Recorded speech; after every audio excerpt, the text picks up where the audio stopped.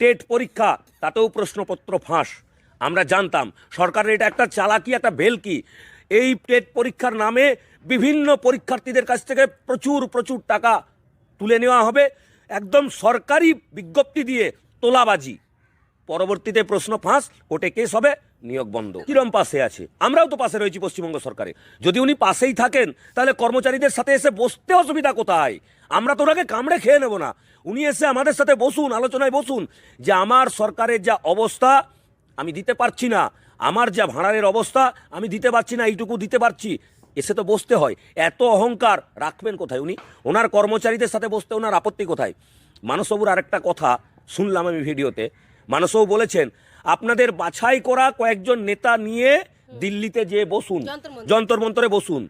মানসবাবুকে স্মরণ করিয়ে দিতে চাই, এই মঞ্চ যখন থেকে শুরু হয়েছে তখন থেকে আপনার নেত্রী এবং আপনার দলের বিভিন্ন নেতামন্ত্রীরা এই কথা বলেছেন।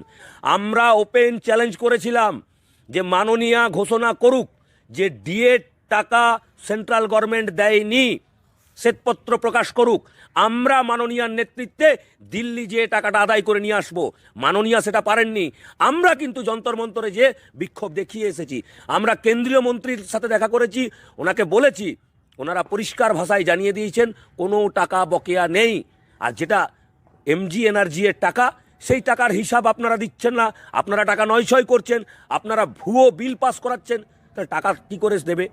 আপনারা চুরি করবেন আর সরকারি কর্মচারীরা আপনাদের ওই চুরি করার জন্য টাকাটা আদায় করে নিয়ে আসবে।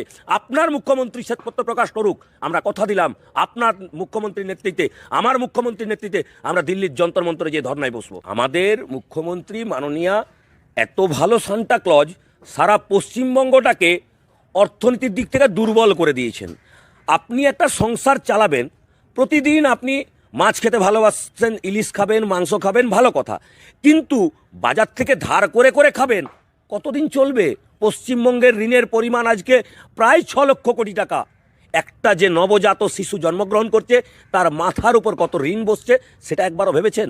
ধার নিয়ে কখনো কোনো একটা সংসার যেমন চলে না, সেরকম একটা রাজ্যও চলতে পারে না। মমতা ব্যানার্জি এই সান্টাক্লজ হতে যেয়ে ভোট কেনার সান্টাক্লজ হয়েছেন। উনি শুধুমাত্র ভোট কেনার চমক একটা দিয়েছেন, আর কিছুই না। আর পশ্চিমবঙ্গটাকে রসাতলে পাঠিয়ে দিচ্ছে। আগামী দিনে এইভাবে যদি চলতে থাকে পশ্চিমবঙ্গ দেউলিয়া হয়ে যাবে, শ্রীলঙ্কার মতো অবস্থা হবে পশ্চিমবঙ্গের মানুষ যদি এখনো সাবধান না হয়। আগামী দিনে কিন্তু এই পরিণতি আমাদের দেখতে